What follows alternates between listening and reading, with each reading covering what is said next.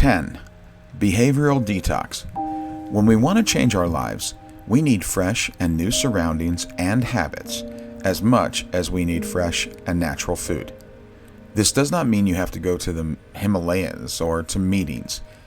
There are some basic things you can do to help you change how you think about and relate to food. Thinking of food as fuel is a good place to start. Thinking of food as something you get from your home is another. Basic things to help change the cycles we are in. The unconscious habits of add-ons, extras, treats, snacks, and sweets. The addition of some basic things we all need to live. And remove temptation and social pressure by avoidance. There are 3 behavioral detox rules to start. Each can help you on your path to freedom. And doing these 3 things for a few weeks can yield some startling results. People often have more energy, sleep better, and begin to see the world in a different way. There is a lot that goes into kicking any habit, and these things are often talked about more than the feeling of satisfaction you get from being free, of not being dragged around by your cravings and dependencies, the feel of knowing that you are in charge. You have taken back some control. Detox rule number 1. Avoid media, menus, and manipulation. As a former smoker, I can tell you that while there are no cigarette ads on TV anymore, people still smoke in the movies, in short format streaming shows, aka series, and it was troubling for me to watch it in the beginning. However, advertising for food, eating in restaurants, cooking is an avalanche every 10 minutes on network broadcast TV. Stop watching network TV, just for a week or two. Whatever shows have commercials, just avoid them. And don't watch cooking shows. Watch movies or just go out and do something else. Take up a forgotten hobby. Occupy your mind with other things. Remember the day when you were too busy to eat? You did not die. I'm not saying to starve or skip meals. I'm only making a point that if you are thinking about other things, avoiding these triggers and these visuals and this impact, you are less likely to obsess over food. We have to own the truth that we need 3 20-minute time slots to fuel up the body. Think of your car. It has no taste for Exxon or BP. It just needs gas. Food is fuel, nothing more. It's the stuff that lets you be able to live your life. It is not your life. You have never had a friend come back from a vacation and show you pictures of all the gas stations they stopped at. It's the stuff in between those fill-ups. That was the trip. When you see an ad for food, crap, or soda, remember that multi-trillion-dollar industries are behind it. Remember that they want and need you to fail, to quit your quest to save all of us, and just feed them. Consider this. If you had a friend that was an alcoholic, would you invite them over? Place full glasses of his favorite drink on every table? Would you gulp down tall, cold glasses of booze in front of him while smiling and letting out sounds of orgasmic pleasure with each sip? Would you entice him with coupons that he could use to get their drug or drink of choice at a lesser cost? Or have some swimsuit model half naked inviting him to join her on a binge? No. You know he has a problem, and it's killing him. That kind of behavior is the stuff that demons would do. Well, that's what they are doing. They not only know you have a problem, their whole fucking business model is based on your willingness to kill yourself slowly. You smarten up, and they're out of business. Think of them as merchants of death. That should stall your automatic response to buy and eat. Consider it as a primal issue. It's them or you. They gotta go. Lastly, if you do have to eat somewhere other than your own kitchen, read the menu. not for yummy meals. Look for food that you might be able to make at home from scratch. Stick to plain chicken and vegetables. You'll notice that these menus, the healthy choices, are also the cheaper ones. Less nonsense. They are not covered or smothered and contain 12 other ingredients. Another good rule for eating out is to choose the meal that looks like it will not be enough for you. We are trained by time to indulge in restaurants, overindulge, and if you think about it, when was the last time you left one of these death pit stops and felt like you had just enough? The menu is designed to get you to buy more. They entice you with add-on things at value prices. They show you bigger pictures of appetizers and desserts because you came there to eat a main course. It's the menu and the server's job to sell you more, upsell you on drinks, sides, sauces, starters, and more. Like a dealer asking you if you'd like some heroin with that bag of weed, or a new pipe or bong, or a fresh pack of clean needles. These places should be seen as demonic pushers, because they are. Lastly, avoid group eating. It's always about meeting up somewhere. Just stay busy. You can't be in social eating situations for a while until you have a better understanding how to control them. Detox rule number 2, DIY. The best practice in the first few weeks is to be in complete charge of what goes into your food before it goes into your body, which means to cook it yourself. This may be the hardest thing to do. Recent numbers have shown that we are cooking less and less. Only 46% of Americans say they cook from 5 to 7 nights a week. 29% of people cook 3 or 4 nights a week. That's 98 million Americans. 12% cook 1 or 2 nights. That's 40 million people. 7% do it less often than once a week. That's another 23 million people. And 3% say they never cook at home. 3% also said they don't know how often they cook dinner. That's over 20 million people eating every meal out of the house. Now, you might have already seen this from those numbers, but they say nothing about breakfast and lunch. And there's a good reason for that, because only 35% of Americans eat breakfast every day at all.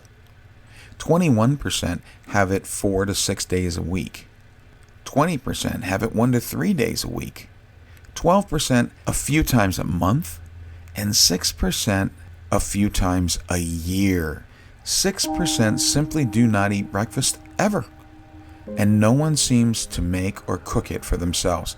And for lunch, it's all out of the house. The average American spends $2,500 a year on work-day lunches. You could pay for your cell phone and 9 of the top streaming channels a year with that money.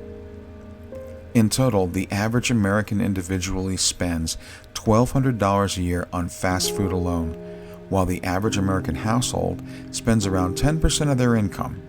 That adds up to $110 billion a year, which could end world hunger for up to 3 years. Even when people are making a meal, they are using prepared foods, frozen foods, meal kits, and manufactured foodstuff rather than using fresh meats and vegetables. So those home cooking numbers are really lower if you were to weed out the fresh meals from the rest. In general, flushing out the crap begins with the understanding that 90% of what you eat is not food or necessary for life, and if it's not necessary, then it is an indulgence.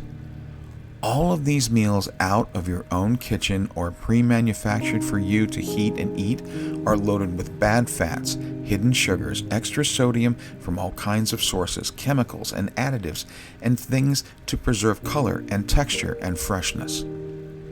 Many of these things are addictive. Sugar and sodium make you crave more of the same.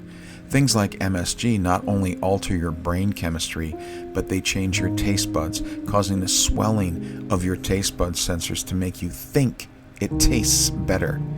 It's the culinary version of getting high and finding things funny. It's not the entertainment that's better, it's your perception that is skewed. You find these substances in prepared foods, canned foods, boxed foods, shelf-stable foods, frozen meals, dressings, sauces, powdered cheese mixes, cheap ice cream, ground meats like pork sausage, breakfast sausage, packaged and deli sliced meats. All are designed to get you hooked and keep you coming back for more and more and more. Remember, we want to eat food. We just do not want to use food. So keep it simple and keep it in your kitchen. Detox rule number 3. Water, water, water. Diets, in general, have a nasty habit of telling you to remove stuff from your plate, but never give you any replacement for them, leaving you with less choices and a sense that you will never be full again. So before you start cutting out bad foods and snacks and fast food crap, you need to do a full week on something you need anyhow. Water. This is not a water fast. You just add in the water to your normal diet. Drinking water has become a real problem in our land, mainly due to the massive load of drinks out there. There's nothing found in nature that is ready to drink in its natural state but water. Everything else you need to do some form of processing to drink. Even orange juice has to be juiced. Sure, you can drink coconut milk, but you need to break it open first. Yes, you can drink fruit juice, but again, that's a process too. Humans need pure water, and a lot of it. 3 ounces of water every half an hour of waking hours, not 8 8-ounce glasses or chugging 32 ounces at a time. Just a habit of drinking small amounts all day will get you hydrated without bloating you. And over the course of 16 hours, at 3 ounces each every half an hour, you'll get close to 96 ounces in. Studies have shown that often people mistake thirst for hunger. So if you're not sure, drink a small amount of water and wait a beat. The water thing has been beaten to death as advice goes. So just know you need it and do it in these small and consistent doses.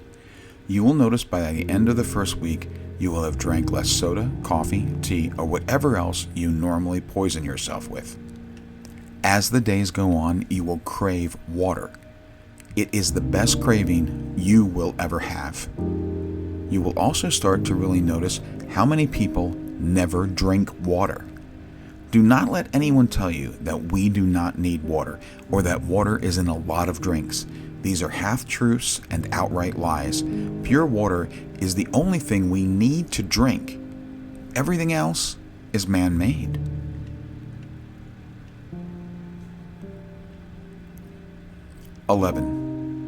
What to eat.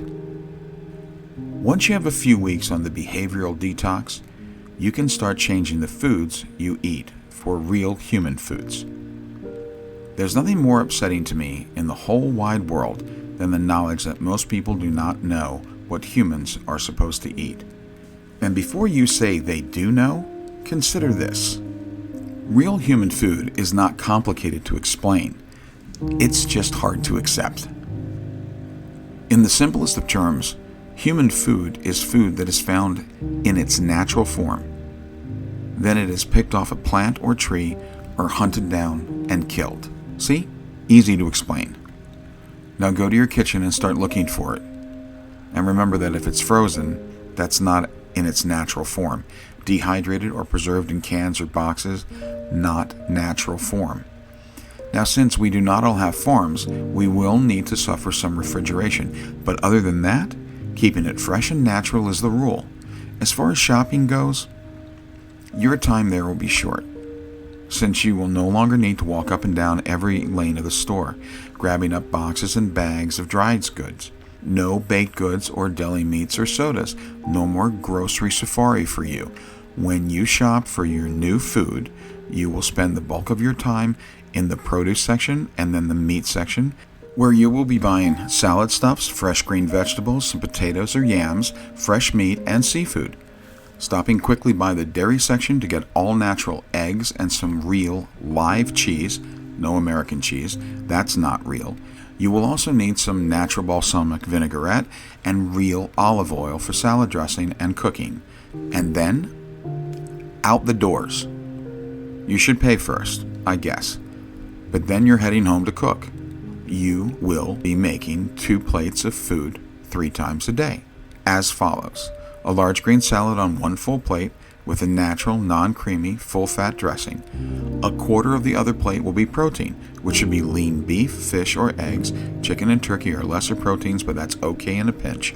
And the rest of that plate will be steamed green vegetables 3 times a day. Yes, even at breakfast. No toast. Now here's the thing. You are going to say things to yourself here like, I can't eat that, or how can I get by on that? That's just the addiction talking, looking for reasons why this is impossible. There's nothing impossible about eating real, natural human food. It's just not what you are used to, or what the million of manufacturers spending billions of dollars in the food industry want you to do. There will be people that will say that this is not true, that we have been eating grains and bread and milk and whatever for thousands of years. And that's true. Yet humans have been here for hundreds of thousands of years. These things are not real human food, and I can prove it. It's not complicated. In the absence of the simplest forms of food processing, like cooking or grinding or milling or soaking, what could a human eat on this big blue world? Because without any of our cool processes, you would be eating things raw. Now, I'm not saying to eat raw meat. I'm only saying that if it is consumable in its natural raw form, then it follows that it's human food. And that list would be easy to write and include beef, fish, lamb, eggs, nuts, seeds, vegetables, and fruit. Any meat that you could order rare is a natural human food. Any plant you can eat without any form of cooking is a natural human food. Anything you can find to drink in nature, water, is what humans need. Things we must have well done, like chicken, pork, bottom feeder seafood like shrimp and lobster and crab and scallops, etc., are not natural human foods. Roots and tubers that need to be cooked or soaked are not natural human foods. Grains need to be ground or soaked or cooked in order for us to digest them. They are not natural human foods. Even dried fruit is processed, and in that process, we decrease the water content of the fruit, increase the sugar content, and make it easier to digest so it spikes our blood sugar quicker than the whole fruit. That's not natural human food. Now, as to the quantity of each of these foods, the plate and 3/4 of fresh vegetables is nothing short of life-saving foods. No diet offers so much healthy foods in that ratio to meat. The ratios are taken from nature itself. You will find that there is a minimum of 7 edible vegetables to 1 edible protein source, hence the 7-to-1 servings of vegetables to protein. As for fruit, we have to remember that while fruit is a natural human food, we have changed the way we grow fruit.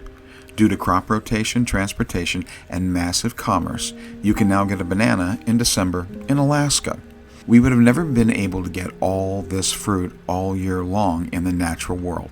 So fruit is great in season, but not part of any meal. It's good for snacking, as are nuts and seeds.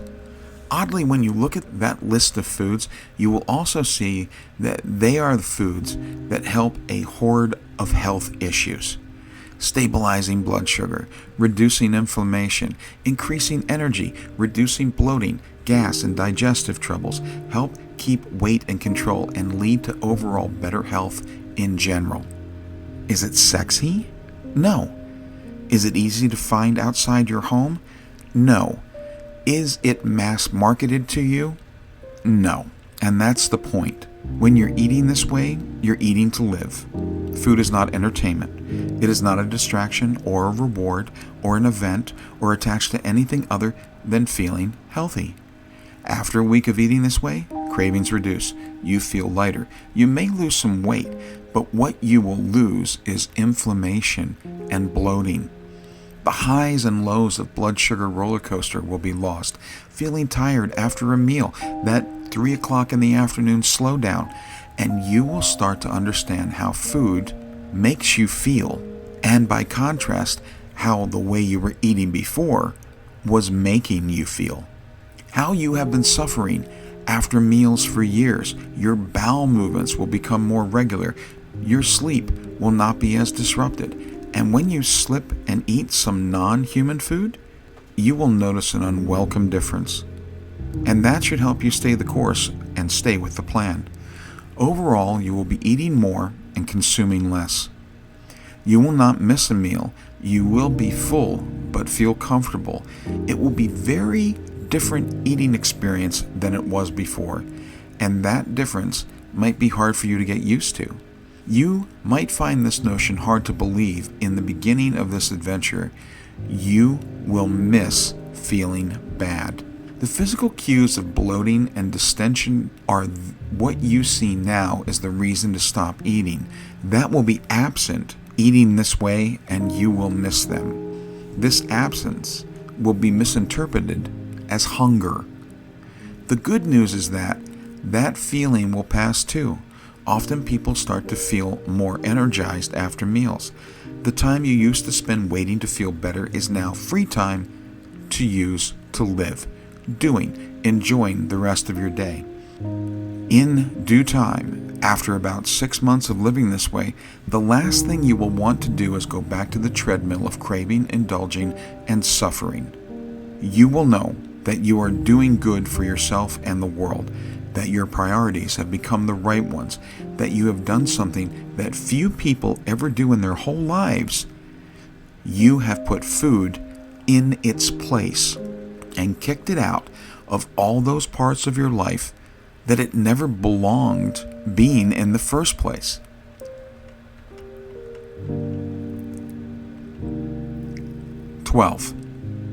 A world out of balance. We live in a world that is completely out of balance. Food and the industries that drive it have taken over too much of our lives, moved into areas of our existence that it does not belong, supplanted the places where we should be getting joy from, replaced feelings of happiness from interactions and general living with chemical imposter versions of emotions, forced us to accept that food should be in our minds for every waking hour, all of our lives. No one has ever told you to put food in its place before. We have all become like Bubba from the movie Forrest Gump, talking endlessly about all the ways to cook shrimp. We have let this become too much of our lives. We are out of balance. Now, when you think about the food I have told you is human food, you might start to think after a time that it is also a drastic change, that eating only these foods is out of balance. This will be the sign that you're being pulled back into the matrix of the food life. You will have well-meaning friends and family tell you you cannot eat this way forever, that you deserve a treat, or that it is just one meal or a snack or whatever. The hardest part of this is that changing one's life sometimes comes at the cost of other things. You cannot let these arguments set you back. And always remember that every soda that you do not drink is a plastic bottle that is not floating in the ocean or poisoning your body. That fast food restaurants are serving hot plates of death and training children to kill themselves with non-food. That the way you live now is with nature and therefore in balance. And that the world around us is the thing that has been out of balance with nature. The way we used to eat is out of balance with nature. They say that the longest journey begins with a single step, and this can be this first step.